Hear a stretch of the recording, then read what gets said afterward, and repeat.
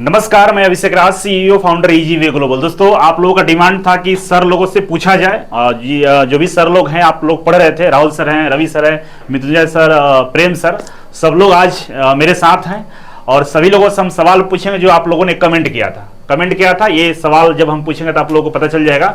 तो एक एक करके हम सर लोग को बुलाएंगे और स्टेज 1 और स्टेज 2 दोनों के बारे में बात करेंगे। कैसे पढ़ना है, अभी जो बच्चे रेगुलर पढ़ रहे हैं उनको कैसे पढ़ना है, और जो बच्चे अभी पढ़ना स्टार्ट किए उनको कैसे पढ़ना चाहिए। एग्जाम में बहुत कम टाइम बचा है, तो जो सर लोग बताएंगे उसको एकदम फॉलो करना है आप लोगों को। क्योंकि देखिए, अनुभव बहुत पिछले 3-4 सालों का हम लोग का अनुभव रहा है।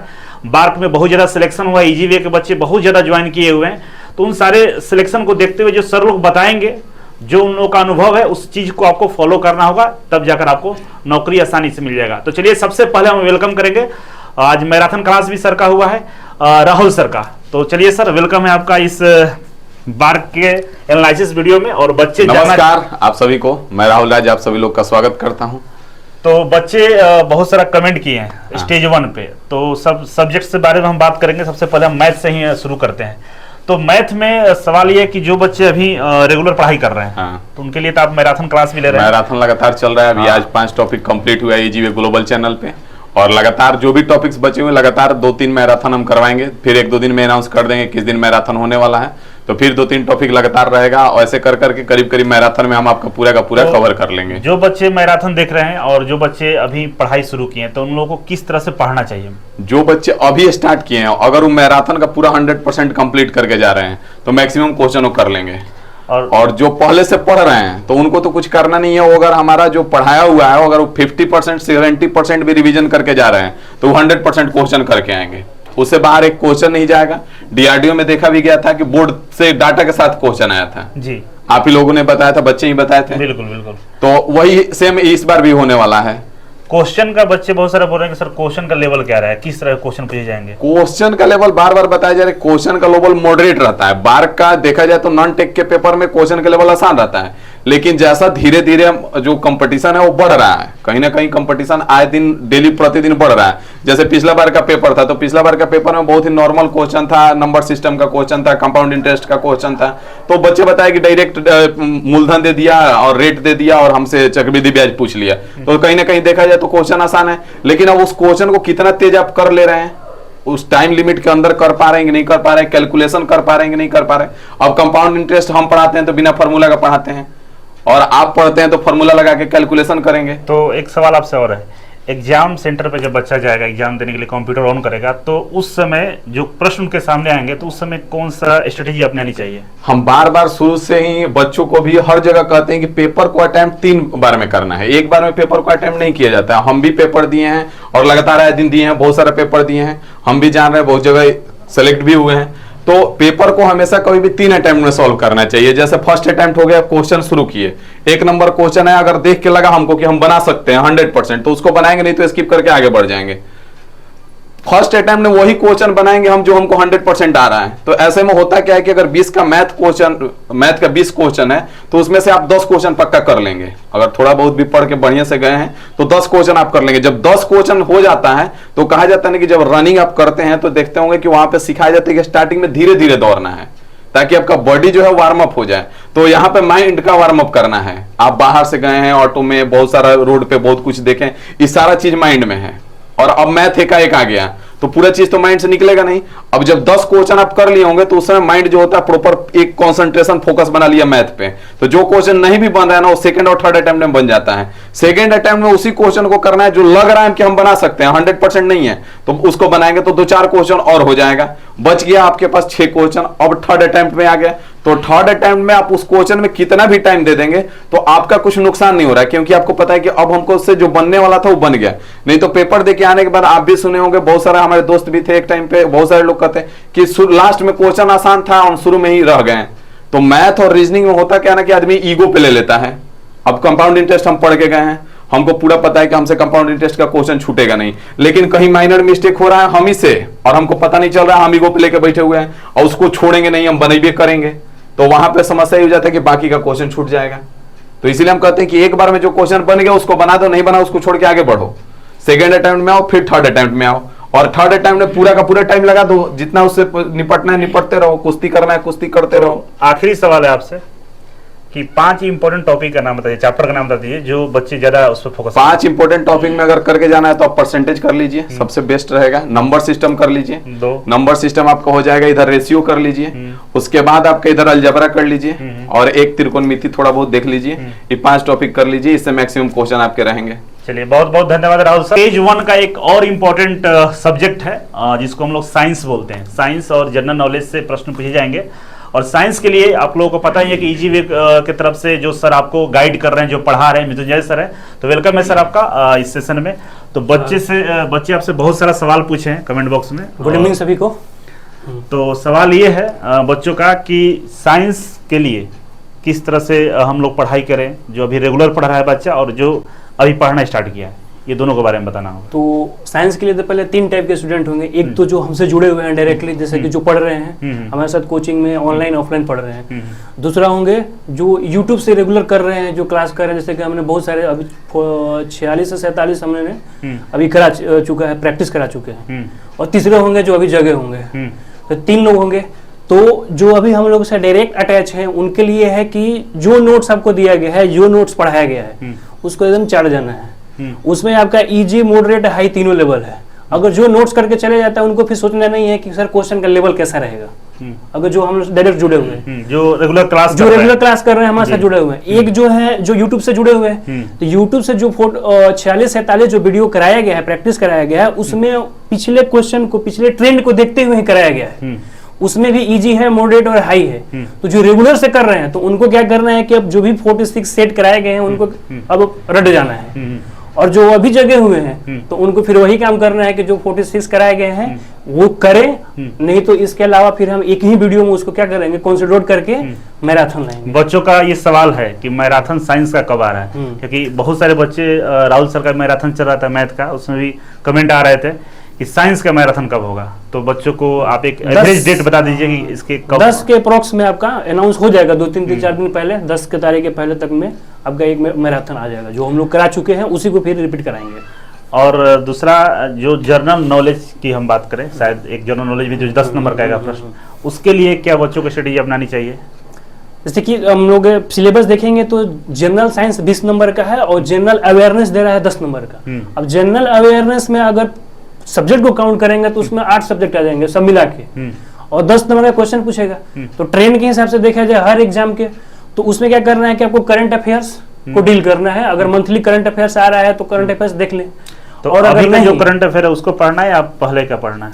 नहीं, अभी जो हो गया है ना, तो जनवरी से लेके और इधर अगस्त तक पढ़ सकते हैं। जनवरी से अगस्त तक करंट अफेयर पढ़ने पे ही हो सकता है। हाँ, नहीं तो फिर स्टैटिक पॉइंट में अगर जाएंगे तो जैसे कि आपका ज्योग्राफी का स्टैटिक पॉइंट हो जाता है, उसी से ज्यादा क्वेश्चन आते हैं कि कौन पहाड़ कहाँ पे है, कौन नदी कहाँ पे है, कौन नाला कहाँ पे है। तो उसके लिए हम स्टैटिक पॉइंट ले आएंगे, एक फिक्स स्टैटिक पॉइंट ले आएंगे। तो बच्चों का ये भी है कि जो जनरल नॉलेज था इजी वे का, वो मृत्युंजय सर या तो यूट्यूब पर कराएं, कुछ बताएं आइडिया। तो इसके लिए भी एक क्लास मैराथन के तौर पर लाना होगा बच्चों को। स्टैटिक पॉइंट ही लाएंगे, स्टैटिक जीके करके लाएंगे एक पोर्शन, और उसमें पूरा कवर करेंगे। चलिए एक और सवाल है आपसे कि बच्चों का ही सवाल है कि कुछ इंपॉर्टेंट चैप्टर का नाम बता दीजिए, जहाँ से मतलब आपके तो जो सब्जेक्ट है उसके अनुसार तो 5 नहीं और मैक्सिमम बता सकते हैं। साइंस के हिसाब से अगर देखा जाए तो टॉपिक करना, डील करना बहुत मुश्किल है। अगर देखा जाए सब्जेक्ट के हिसाब से देखा जाए तो सबसे पहले बायोलॉजी पे फोकस करेंगे। अच्छा, बायोलॉजी में भी फोकस करेंगे। जो जीव विज्ञान वाला टॉपिक है, वनस्पति विज्ञान वाला में नहीं जाएंगे। जैसे कि हम लोग को ग्रंथि पढ़ना होता है, कौन सा हार्मोन कहाँ से निकलता है, कौन सा सिक्रेशन कहाँ से होता है, ब्लड के बारे में पढ़ेंगे। ठीक है, इसके बाद डाइजेशन के बारे में पढ़ेंगे। ये 3 इंपॉर्टेंट टॉपिक होता है, इसमें बहुत सारा जियोलॉजी कवर हो जाता है।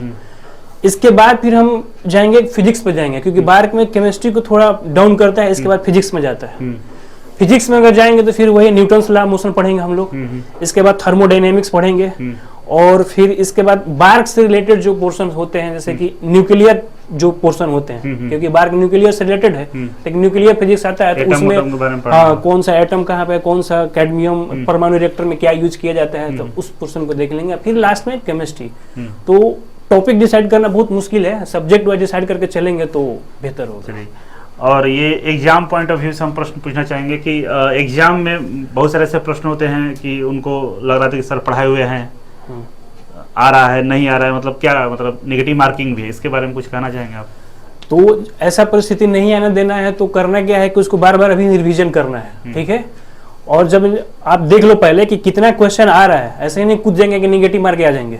आपको देख लेना है कि कितना क्वेश्चन हमें कॉन्फिडेंट आ रहा है, इसके बाद जो क्वेश्चन में हमें डाउट हो रहा है 50-50% पे, अगर आप ठीक ठाक क्वेश्चन सही कर लियो तब 50-50 में जाएंगे, लगाएंगे कि अगर सही भी हो जाएगा तो माइनस मार्किंग, अगर पहले ही से ही डाउन है तो उतना ही करके आएंगे जितना कि हो रहा है। चलिए बहुत बहुत धन्यवाद सर बच्चों के विचारने के लिए। अब हम चलते हैं सेकेंड स्टेज में। सेकेंड स्टेज में हमारे पास फीटर के बच्चे हैं, टर्नर हैं, मशीनिस्ट हैं, इलेक्ट्रीशियन के बच्चे, वायरमैन के बच्चे हैं। तो हम मैकेनिकल वाले पार्ट को पहले कवर करते हैं, जिसमें फीटर, टर्नर और मशीनिस्ट, ये तीनों ट्रेड के बच्चों के लिए हम बुलाए हैं अभी रवि सर को। वेलकम है सर। बहुत बहुत धन्यवाद सर। और सवाल सर आपसे, नमस्कार सभी को। हाँ, सवाल सर आपसे पहला ये है कि बच्चे जो फीटर से, टर्नर से, मशीनिस्ट है, जो एग्जाम देने जाने वाले हैं जी, तो बच्चों में ये खौफ है कि सर 50 क्वेश्चन है और 2 घंटा टाइम है, इतना टाइम क्यों दिया है? देखिए, सदियों से जो प्रथा है, एग्जाम होते आया है, हमेशा का ये 2 घंटा ही शेड्यूल रहता है। तो इससे ये अंदाज लगाना बहुत मुश्किल है कि हार्ड क्वेश्चन आएगा, ऐसा नहीं है। ऐसा नहीं है, मॉडरेट लेवल का क्वेश्चन आएगा, नॉर्मल लेवल का ही क्वेश्चन आएगा। और ये आज की बात नहीं है, इससे पहले भी बहुत सारे स्टूडेंट बार्क में ही जा करके और ज्वाइन किए हुए हैं। पिछले एक्सपीरियंस के आधार पर ये 100% बोल सकते हैं कि जो क्वेश्चन आएगा, जैसे DRDO में आ रहा था क्वेश्चन ना, उसी लेवल के क्वेश्चन आएंगे और आपसे 100% बनेंगे अगर पढ़े हो, हम लोगों से जुड़े हो तो जैसे क्वेश्चन बहुत सारे हम लोगों का ये रहा था कि निमी का क्वेश्चन ज्यादा प्रैक्टिस करना है, या इजी वे का जो प्रैक्टिस सेट है, ये आप क्या रिकमेंड करना चाहेंगे बच्चों को प्रैक्टिस के लिए? निमी वाला जो क्वेश्चन है वो तो है ही फुल सिलेबस, उसमें 1000 के आसपास क्वेश्चन है, फुल सिलेबस कवर हो जाता है। मैक्सिमम एग्जाम में डायरेक्ट उसी का क्वेश्चन उठा लिया जाता है, लेकिन अभी लगातार हर एक एग्जाम में यही पैटर्न आ रहा है, तो केवल उसी पर निर्भर रहना बहुत समस्या वाली बात है स्टूडेंट के लिए। मे भी उसमें से कुछ क्वेश्चन आ सकते हैं, बाकी जो सेट है हम लोगों का सेट है, या यूट्यूब पर भी जितना क्वेश्चन कराए हैं वो पूरा फुल सिलेबस को कवर करता है और अच्छे अच्छे क्वेश्चन है। अगर शुरू से जो स्टूडेंट जुड़ा है तो आराम से सारा क्वेश्चन अटेम्प्ट कर सकते हैं। मेरा मानना ये भी है सर कि जो बच्चे जैसे हार्ड कॉपी से प्रैक्टिस करते हैं, वहाँ पर ऑनलाइन एग्जाम होता है तो ऑनलाइन प्रैक्टिस करना होता है, तो जो हम लोग का प्रैक्टिस सेट बना हुआ है उसको अगर ऑनलाइन प्रैक्टिस करते हैं तो टाइम को भी पता चल जाता है कि इतने टाइम हमको ये क्वेश्चन कर पा रहे हैं। तो मुझे लगता है कि ऑनलाइन प्रैक्टिस करना ज़्यादा बेटर रहेगा जी, ऑनलाइन। हाँ, तो हम लोग का जो क्वेश्चन बनेंगे वो ले सकते हैं। बाकी एक सवाल और है आपसे, बच्चे जो एग्जाम देने जाएंगे उस एग्जाम के दौरान क्या सावधानी बरतनी चाहिए? एग्जाम के दौरान अगर आप क्वेश्चन अटेम्प्ट कर रहे हो, तो जैसे कि राहुल सर भी बताए, उसको अलग अलग अटेम्प्ट में क्वेश्चन को व्यू करना होता है, क्योंकि बहुत सारे स्टूडेंट ऐसे होते हैं कि पूरा क्वेश्चन ही नहीं देख पाते हैं, उनका समय खत्म हो जाता है। तो फर्स्ट अटेम्प्ट में वही जो नॉर्मली क्वेश्चन बन रहा है आपसे, उसको अटेम्प्ट करते जाइए, बनाते जाइए। सेकेंड अटेम्प्ट में अगर थोड़ा सा डाउट वाला क्वेश्चन है उसको अच्छे से पढ़ेंगे तो वो भी बनता है। ऐसे कर करके तीसरे अटेम्प्ट तक मैक्सिमम क्वेश्चन आप कर पाएंगे, जो आपके सिलेक्शन के लिए काफी होगा। टाइम भी सफिशिएंट दिया हुआ है, 2 घंटे टाइम तो इतना है सर कि अगर बच्चा शुरू से पढ़ाए तो लोट के भी सो करके भी एक आंसर कर सकता है। एक नींद सो भी सकता है, क्योंकि हम लोगों का जो यहाँ पर प्रैक्टिस का पैटर्न है, अगर हाई रेस का घोड़ा बनना है तो उसको बहुत कम समय में प्रैक्टिस करना होता है। 20 मिनट समय रखा गया 50 क्वेश्चन के लिए। बच्चा कमेंट किया था कि सर टाइम बढ़ा के 30 मिनट कर दीजिए, क्योंकि 20 मिनट में 50 क्वेश्चन नहीं हो पा रहा है जी। तो हम बोले कि ठीक, इस मैसेज को रवि सर तक पहुंचा नहीं। हमेशा स्टूडेंट को हम बोलते हैं, हमेशा क्लास में, ऑफलाइन में या ऑनलाइन में, तो 20 मिनट ही रहेगा। कुछ टॉपिक है जिसमें कैलकुलेशन है, उसको खुद हम 25 मिनट बढ़ाकर कर दिए। अच्छा, जैसे लिमिट फिट टॉलरेंस हो गया, या टाइप डाई है, उसमें कैलकुलेशन है, ड्रिलिंग मशीन, इसमें 25 मिनट किया गया है। तो समय इतना सफिशिएंट है कि वो उस पेपर को 4-5 बार दे सकता है। अच्छा, 20-20 मिनट में। तो नेक्स्ट सवाल ये है सर कि कुछ टॉपिक ऐसे जो आपके मन में हो जहाँ पे बच्चों को ज़्यादा ध्यान देना चाहिए, या एग्जाम पॉइंट ऑफ व्यू से काफ़ी इंपॉर्टेंट हो? देखिए सर, ये पूरा अगर कोई अभी से ही पढ़ना स्टार्ट करेगा उसके लिए टोटल 29 टॉपिक बता चुके हैं वीडियो में, और देख सकते हैं स्टूडेंट। लेकिन अभी अगर 5 मेजर टॉपिक बताया जाए, उसमें बेसिक हैंड टूल में सभी आ जाएंगे, जैसे फाइल हो गया, आपका ये टैप डाई हो गया, ये सब आ जाएगा, चीजल वगैरह आ जाएगा उसी में। बाकी उसके अलावा मोस्ट इंपॉर्टेंट जो टॉपिक है गेज है, गेज से बहुत सारे क्वेश्चन आते हैं, यूज से, मटेरियल से संबंधित। उसके बाद आपका ये प्रिसीजन मेजरिंग इंस्ट्रूमेंट, सूक्ष्म मापी यंत्र, मटेरियल और मेजरिंग यंत्र का लिस्ट कम, जैसे माइक्रोमीटर, वर्नियर कैलिपर, इन सब का। इसके बाद नेक्स्ट देखा जाए तो मेटल, थ्योरेटिकल टॉपिक है लेकिन बहुत सारा क्वेश्चन आता है, और खास करके मैकेनिकल प्रॉपर्टी ज्यादा इंपॉर्टेंट है। उसके बाद हीट ट्रीटमेंट है, उष्मा उपचार, तो इसमें से भी क्वेश्चन आते हैं। तो 5 टॉपिक ये है। अभी कुछ भी नहीं पढ़ा है कोई स्टूडेंट तो इतना करेगा तो कम से कम 25 से 30 क्वेश्चन अटेम्प्ट कर लेगा आराम से। 25 से 50 में से 25 से 30 क्वेश्चन यहाँ से कवर हो सकते हैं, कर लेगा। कुछ कट ऑफ पीड़ित लोग होते हैं जी, वो कट ऑफ ही पूछेंगे, कट ऑफ कितना जाएगा, पढ़ने से मतलब कमी होता है उन लोगों को। जी जी।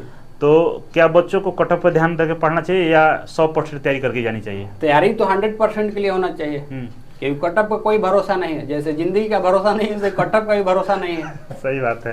कोई भी स्टूडेंट किससे पाला पड़ रहा है कौन जान रहा है। हाँ सही बात है। स्टूडेंट मेजोरिटी में अगर बहुत हाई लेवल वाले ही आ गए, उनका बहुत अच्छा तैयारी है, तो मैक्सिमम मार्क अगर लेकर चला गया तो उसके अनुसार कटअप आएगा, तो वहाँ पर कटअप कम ज़्यादा होने का सवाल ही नहीं है, वो फिर मैक्सिमम से फाइट करना पड़ेगा। इसीलिए कटअप पे ध्यान नहीं देना है। जनरली जो बच्चे पूछते हैं, तो अभी जो बार्क में आया है इसमें बहुत ज़्यादा सीट है, तो इसके आधार पर अनुमानतः शुरू से ही बता रहे हैं कटअप के लिए। जो सेकेंड स्टेज है टोटल 50 क्वेश्चन है, तो 50 क्वेश्चन है तो किसी भी कैटेगरी के लिए हमेशा यही बोले हैं कि 40 से 42 क्वेश्चन करो, मिनिमम 40 से 42। इससे ज्यादा करोगे तो उसके लिए तो और सेफ पॉइंट है ना, मिनिमम इतना करना है। 40 से 42 क्वेश्चन मतलब 126-27 नंबर आपको कर लेना है। स्किल टेस्ट सेफ जोन है आराम से, स्किल टेस्ट के लिए वो सब क्वालिफाई हो जाएगा आराम से, और मेरिट तक भी रह सकता है स्किल पास करने के बाद किसी भी कैटेगरी के लिए। अब इसमें कैटेगरी वाइज नहीं बात करेंगे, एक रेंज बता दिए 40 से 42, और शुरू से यही बताते हैं। तो बहुत बहुत धन्यवाद सर आने के लिए, और थैंक यू सो मच। ठीक है सर, थैंक यू। चलिए नेक्स्ट जो ट्रेड है हमारे पास, इलेक्ट्रीशियन, वायरमैन और इलेक्ट्रॉनिक्स के जो बच्चे हैं उनके लिए हम प्रेम सर को आमंत्रित करते हैं। आइए सर, और बच्चे आपसे बहुत सारे सवाल पूछे हैं, इलेक्ट्रॉनिक्स वाले बच्चे हैं, इलेक्ट्रीशियन वाले बच्चे हैं, वायरमैन वाले बच्चे हैं, तो उनके लिए आपको हम यहाँ आमंत्रित किए हैं। सभी का मोस्ट वेलकम है आप सभी का, और साथ में आपका भी धन्यवाद है कि आप बच्चों के लिए पूरा ध्यान रखते हैं और पूरे क्वेश्चंस रखे हुए हैं कि उनके बारे में उसको कोई तकलीफ ना हो, उसको कोई दिक्कत नहीं हो एग्जाम में, उसके लिए तो धन्यवाद। बच्चों का तकलीफ ये है सबसे पहले कि क्या पढ़ें, मतलब अभी क्या पढ़ें। जो बच्चे भी रेगुलर पढ़ रहे हैं उनको क्या पढ़ना चाहिए, जो अभी जगह हैं जिनको पढ़ने का प्रयास करें वो क्या पढ़ें, मतलब इस तरह से बताइए आप बच्चों को। सबसे पहले तो मैं बताना चाहूँगा जो रेगुलर पढ़ रहे हैं उनके लिए तो बहुत अच्छी बात है कि आप रेगुलर पढ़ रहे हैं, कंटिन्यूस हैं, तो आपके लिए अभी वक्त है कि आप ज़्यादा से ज़्यादा क्वेश्चन प्रैक्टिस करें। बहुत सब सर लोग बता रहे थे आपको कि रेगुलर जो पढ़ रहे हैं ना उसको थ्योरी पर अब टाइम नहीं देना है, आप जितना हो सके मैक्सिमम से मैक्सिमम क्वेश्चन प्रैक्टिस करिए। टेस्ट सीरीज लगाइए, ऑनलाइन ऑफलाइन जितना भी हो सके टेस्ट आपको लगाना पड़ेगा रेगुलर के लिए। और खास करके जो लोग एडमिट कार्ड आने के बाद जगह की अब तैयारी हो जाना चाहिए, और जो लोग हो सकता है कई लोग कोर्स भी नहीं भी लिए हैं, कहीं से पढ़ रहे हैं, सोचा कि टाइम होगा तो ले लेंगे, उन लोगों से मैं बताना चाहूँ कि सबसे पहले कि वो रिकॉर्डेड कोर्स आप ले लें, अच्छा रहेगा उनके लिए, और डाउनलोड करके स्पीड को बढ़ा करके आप ज़्यादा से ज़्यादा को पढ़ सकते हैं। लेकिन शर्त है कि आप पढ़ेंगे तो फिर आपको टाइम बहुत ज़्यादा लगेगा, तो आपकी कैपेबिलिटी पर डिपेंड करता है कि इतने दिन में आप कैसे कर सकते हैं। क्वेश्चन बैंक है हमारे पास, हाँ, उसके साथ साथ क्वेश्चन बैंक है, तो ज्यादा से ज्यादा आप क्वेश्चन बैंक अटेम्प्ट करिए। और साथ ही साथ हमारे पास जो क्वेश्चन बैंक है उसका तो एक अजीब ही बहुत ऐसा बेहतरीन तरीका है कि जिसमें हम लोग ऑनलाइन टेस्ट के साथ साथ उसका वीडियो सॉल्यूशन प्रोवाइड किए। उसमें निमी और प्रीवियस से सारे प्रश्न हैं। हाँ, सारे प्रश्न आपको आ जाएंगे। इसमें खास बात यह है कि आप जो अभी जगह हैं उनके लिए तो सबसे रामबाण कहा जाता है, क्योंकि टेस्ट दीजिए और साथ ही साथ जो बताया गया है उसमें थ्योरी पार्ट को भी बहुत ज्यादा कवर किया गया। कुल मिलाकर क्वेश्चन का प्रैक्टिस करना है, जो अभी जगह। हाँ, दूसरा सवाल ये है कि जो बच्चे बहुत सारे सोर्स से पढ़ाई कर रहे हैं तो उनके लिए कुछ आप बता सकते हैं, जैसे क्वेश्चंस बैंक वगैरह के बारे में कि कहाँ से क्वेश्चंस आएगा ज़्यादा, टॉपिक वगैरह। टॉपिक की बात जहाँ तक बात करते हैं, देखिए जो समय है अभी फिलहाल लगभग 18 से 20 दिन टाइम है, और हमें लगता है कि टोटल चैप्टर जो निम्मी के अकॉर्डिंग है वो 23 यूनिट है निम्मी के अकॉर्डिंग। अगर हम लोग कई सारे लोग जब पढ़ाते हैं तो उसको 30 या 31 यूनिट में बांट देते हैं। उसमें सबसे महत्वपूर्ण बात यह है कि आप ज़्यादा से ज़्यादा हम कुछ टॉपिक का नाम लेंगे जिसको कवर करेंगे पहले, तो उसके बाद आप मैक्सिमम क्वेश्चंस को प्रैक्टिस करने में आसान होगा। जैसे सबसे पहले आता है बेसिक इलेक्ट्रिसिटी। क्योंकि किसी भी बिल्डिंग का बिल्डिंग ब्लॉक होता है बेसिक इलेक्ट्रिसिटी फुल इलेक्ट्रिशियन के लिए, उसको पढ़ने के बाद एक टॉपिक आता है जो हार्ट ऑफ इलेक्ट्रिसिटी के नाम से जाना जाता है, वो होता है मैग्नेट। मैग्नेट, हाँ। अगर आप मैग्नेट पढ़ लेते हैं तो हम आपको बता देते हैं कि यहाँ से कितने टॉपिक आपको पढ़ने में आसान और मैक्सिमम क्वेश्चन को पढ़ते समय आपको कोई तकलीफ नहीं होगी। जैसे मैग्नेट आप पढ़ लेते हैं तो आपको डीसी जनरेटर, मोटर यानी मशीन पार्ट जितने हैं, जैसे ट्रांसफार्मर हो गए, 3 फेज इंडक्शन मोटर हो गया, चाहे आपके सिंगल फेज सिंक्रोनस मोटर, जितने भी मशीन है वो आपको पूरा आसान हो जाएगा पढ़ते समय। उसके बाद उसका बेस पूरे इलेक्ट्रिशियन में एक आता है AC circuit, single phase AC circuit, प्रत्यावर्ती धारा जिसको हिंदी में कहते हैं हम लोग। उस चैप्टर को पढ़ने के बाद आगे बहुत सारे टॉपिक हैं जो आपको जैसे बेसिक इलेक्ट्रिसिटी को आपको पढ़ना है, ठीक उसी प्रकार एसी में उतना टाइम देना है, उसका क्वेश्चन ज्यादा से ज्यादा लगाइए। उसके बाद आपको एसी मशीन आपको दिक्कत नहीं होगा। उसके बाद चलते हैं हम लोग बेसिक इलेक्ट्रॉनिक्स में। आजकल हो रहा है क्या, इलेक्ट्रिशियन वाले बच्चों को इलेक्ट्रॉनिक्स पोर्शन से ज्यादा क्वेश्चन पूछे लगे। लड़के को लग रहा है कि हार्ड है, वस्तु तो वो हार्ड है नहीं, क्योंकि हम लोग अंतिम फेज में पढ़ते हैं उसको, तो उतनी एनर्जी लेवल से नहीं पढ़ पाते हैं, तो लगता है कि हार्ड है, बेसिक उतना दम नहीं है। उसमें बेसिक इलेक्ट्रॉनिक्स में सेमीकंडक्टर फिजिक्स आता है बेसिक, उसको पढ़ लीजिए। उसके बाद 4 टॉपिक आपका है जिसमें आपको एम्पलीफायर आता है, ट्रांजिस्टर आता है, ऑसिलेटर आता है, ये सब आपको समझने में और प्रैक्टिस करने में आसान हो जाएगा। और जो टॉपिक का नाम आपको बता रहे हैं, आप इस बात को विश्वास रखिए, ध्यान में रखिए कि बार्क में इसी से मैक्सिमम क्वेश्चन आने वाले हैं। तो ये इतने टॉपिक का जो हम अभी नाम लिए हैं, पहले इन लोगों को इन सारे टॉपिक को देखने के बाद बाकी के टॉपिक को प्रैक्टिस करने में बहुत कम टाइम लगेगा आपको। एग्जाम में नेगेटिव मार्किंग भी है, ठीक है, तो नेगेटिव मार्किंग को ध्यान में रखते हुए वहाँ पर जो बच्चे क्वेश्चन को सोल्व करेंगे जी, तो मतलब ऐसा तो नहीं है ना कि मतलब टिक आउट करते जाना तेजी से, मतलब क्या उसके लिए वहाँ पर प्लानिंग होनी चाहिए? देखिए वैसे खास करके आप बता देते हैं कि इलेक्ट्रॉनिक्स और इलेक्ट्रिशियन वाले बच्चों के लिए खास करके होता है क्या कि उनको न्यूमेरिकल फोर्स थोड़ा सा आता है, तो हम ये कहेंगे कि जो थ्योरी बेसिस है, जो डायरेक्ट थ्योरी बेसिस पर लिखा जाता है क्वेश्चंस, पहले आप उसको सॉल्व कर लीजिए, क्योंकि आई टच मेथड है वो, आप याद किए पढ़े, वो आपको टिक कर देना है, उसमें ज्यादा दिमाग लगाने की जरूरत नहीं होती है। आप पढ़े हैं तो प्रैक्टिस किया तो एकदम मार दीजिएगा, कोई डॉट नहीं है उसमें। डॉट फंसता है न्यूमेरिकल में, फार्मूला भी याद रखना है, कैलकुलेशन भी रखना है, कुछ कन्वर्जन आता है, तो वहां पर क्या करना पड़ता है, उसको दूसरे अटेम्प्ट में लीजिए आप, ये मेरा मानना है। और कई बार सभी शिक्षक कहते हैं जो एग्जाम का टेस्ट अटेम्प्ट करना है वो 3 अटेम्प्ट में करना है, ये हमारा भी मानना है, हम शुरू से भी टेस्ट दिए, एग्जाम दिए, तो हमें भी यही होता है। इसमें राहुल सर भी पहले बताएं कि पहली बार अटेम्प्ट कर लेते हैं और मैक्सिमम आसान क्वेश्चन जब बना लेते हैं तो आपका जो एनर्जी लेवल है वो लगता है कि एक कॉन्फिडेंस आ जाता है, भाई इतना मैंने सही कर लिया। सही बात है। उसके बाद आपको डर भाग जाता है, तब आप कितने बड़े से बड़े न्यूमेरिकल हो, कोई भी क्वेश्चन हो, आप डील करने के लिए एकदम उसके ऊपर एकदम सजग हो जाते हैं। फिर आपको जो क्वेश्चन नहीं भी बनना वो बनना हुआ है उसको। आपसे सवाल एक और है कि जिससे न्यूमेरिकल क्वेश्चन इलेक्ट्रिशियन में ज़्यादातर पूछे जाते हैं, बहुत सारे हमारे जो विषय हैं, सब्जेक्ट हैं, टॉपिक से, तो कुछ टॉपिक का नाम बताइए जहाँ से न्यूमेरिकल क्वेश्चन का बच्चे ज़्यादा प्रैक्टिस करें। देखिए न्यूमेरिकल की बात कर रहे हैं तो हम आपको विश्वास दिलाते हैं कम से कम भी न्यूमेरिकल अगर आएगा तो 6 से 7 के आसपास आएगा ही, 50 क्वेश्चन है तो जो हम देख रहे हैं पिछले एग्जाम के तौर पर, जिसमें बेसिक इलेक्ट्रिसिटी से तो एकदम हर हाल में 1 से 2 न्यूमेरिकल आना ही आना है। उसके बाद हम चलते हैं न्यूमेरिकल के पोर्शन में, तो डीसी जनरेटर मोटर से 1 न्यूमेरिकल आ सकते हैं, और ज्यादातर न्यूमेरिकल के जो चांस बनते हैं वो आते हैं ट्रांसफार्मर और 3 फेज इंडक्शन मोटर से।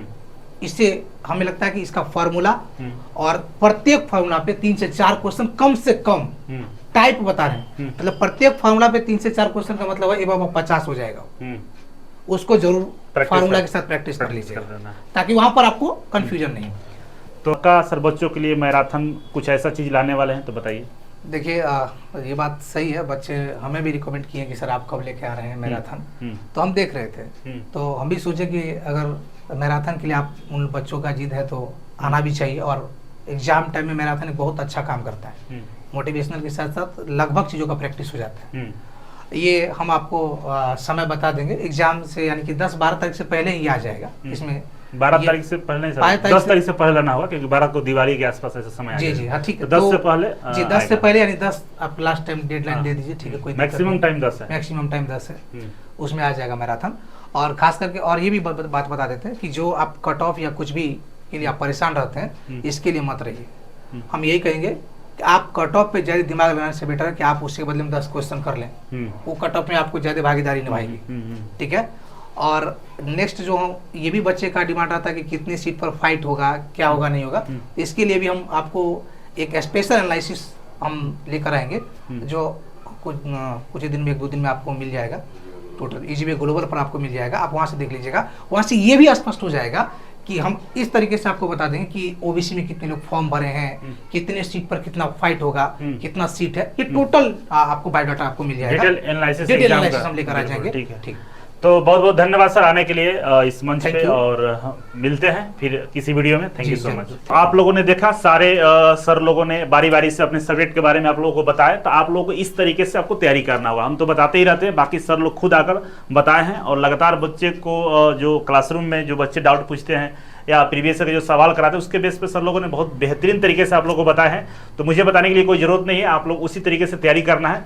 और ओवरऑल हम संक्षिप्त में बताएं तो क्वेश्चन का ही प्रैक्टिस करना है। ओवरऑल जितने सर लोगों ने बताया है कि उसमें यही निष्कर्ष निकलता है कि भाई क्वेश्चन का प्रैक्टिस करना है, और क्वेश्चन का प्रैक्टिस जबरदस्त तरीके से करना होगा आप लोगों की, टाइम कम बचा हुआ है। ठीक है, तो चलिए आप लोगों से विदा लेते हैं। थैंक यू सो मच, मिलते हैं अगले वीडियो में, तब तक के लिए नमस्कार।